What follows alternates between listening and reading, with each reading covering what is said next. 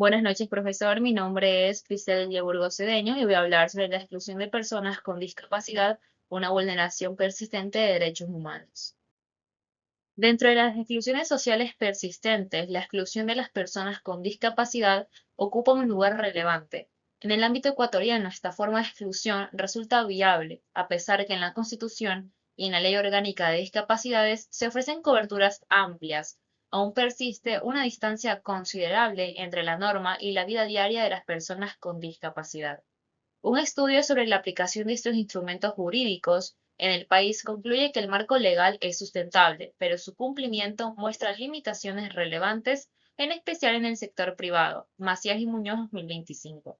La ONU, a través de su informe sobre discapacidad y desarrollo, y la CEPAL en su panorama social de América Latina y el Caribe, han sustentado información suficiente para sostener un análisis riguroso del tema.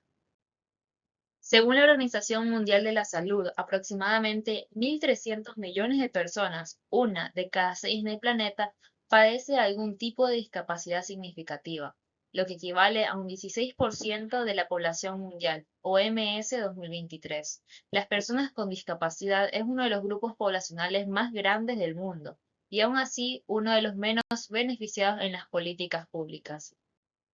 Según el Informe sobre Discapacidad y Desarrollo 2024 de las Naciones Unidas, es elocuente el estancamiento del problema, ya que a 6 años del plazo fijado por la Agenda 2030, en el 30% de las metas de los Objetivos de Desarrollo Sostenible, las personas con discapacidad ni siquiera están siendo consideradas, y en un 14% adicional, el progreso se ha estancado o directamente ha retrocedido. Naciones Unidas 2024.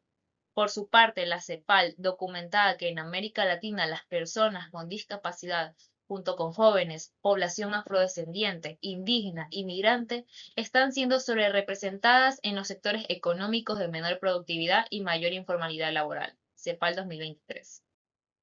Las cifras antes indicadas no pueden explicarse por la sola condición médica de la discapacidad, ya que lo que existe es un conjunto de barreras que la propia ONU describe como resultado de la interacción entre una condición de salud y un entorno que no fue estructurado pensando en la diversidad humana. OMS 2023. Dentro de las causas estructurales se evidencia en el ámbito laboral y Macaña y Villacreces 2022 sostienen que a pesar del progreso normativo de la última década, la inclusión laboral efectiva sigue enfrentándose con obstáculos estructurales que no han sido superados. De igual manera, en el ámbito educativo ecuatoriano, el resultado no es solo una carencia escolar puntual, sino una desventaja que se desarrolla durante toda la vida adulta.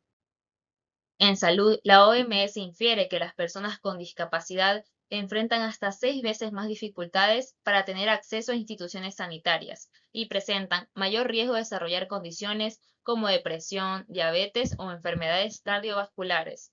En educación, específicamente en zonas rurales, se evidencia falta de adaptación curricular y de materias accesibles, lo que disminuye oportunidades para la niñez con problemas de discapacidad en aquellas zonas, agravando su inclusión.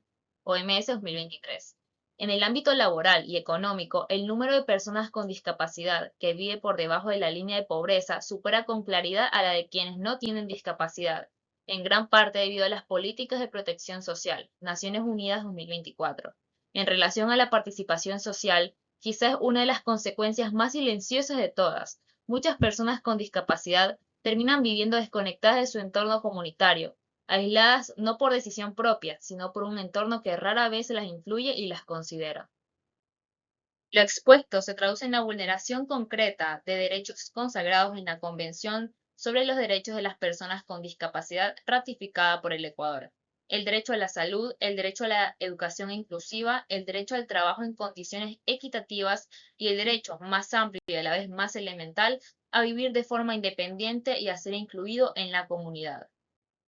Las Naciones Unidas persiste en que las dificultades propias de personas con discapacidad deben unirse en una sola voz en la creación de las políticas públicas en lugar de decidir por ellas.